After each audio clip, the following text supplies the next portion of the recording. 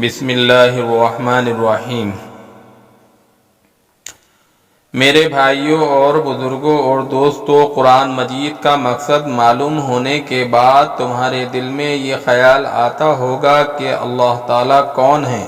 بچوں سنو، اس کی ذات کا سمجھنا تو عقل کا کام نہیں ہے۔ اللہ تعالیٰ نے اپنے متعلق قرآن مجید میں فرمایا ہے، اللہ تعالیٰ ایک ہیں اور وہی عبادت کے قابل ہیں۔ اس کی ذات میں اور اس کے کاموں میں کوئی شریک نہیں، نہ اس کی کوئی اولاد ہے نہ وہ کسی کی اولاد ہے۔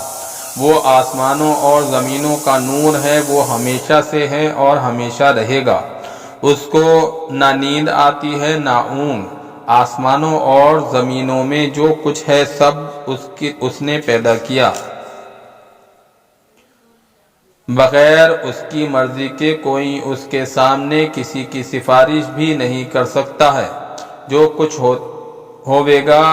ہونے والا ہے اور جو کچھ ہو چکا ہے سب اس کو معلوم ہے۔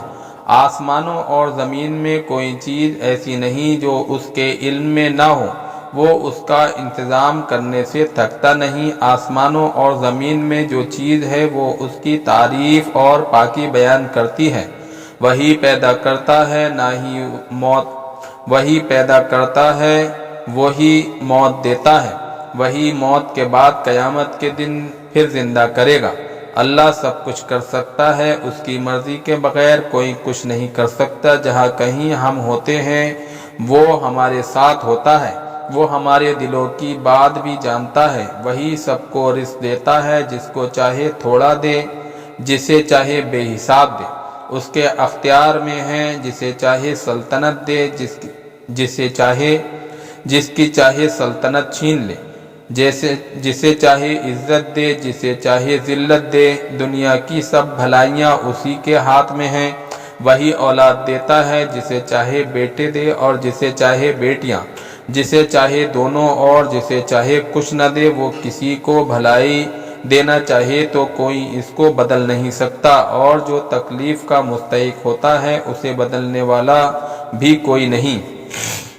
اسی نے آسمان، سورج، چاند، ستارے، زمین اور اس کے درمیان جو کچھ ہے سب کو ہماری خدمت پر لگا دیا ہے۔ اسی نے ہماری اچھی اچھی صورتیں بنائی۔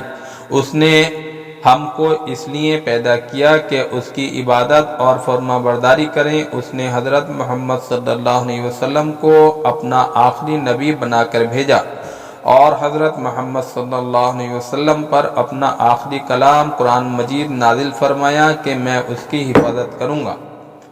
ہم کو بتایا ہے کہ ہم خود بھی قرآن مجید پڑھتے رہیں اور دوسروں لوگوں کو بھی سمجھاتے رہیں۔ اللہ پاک کہنے سننے سے زیادہ عمل کرنے کی توفیق عطا فرمائے۔ اللہم لک الحمد۔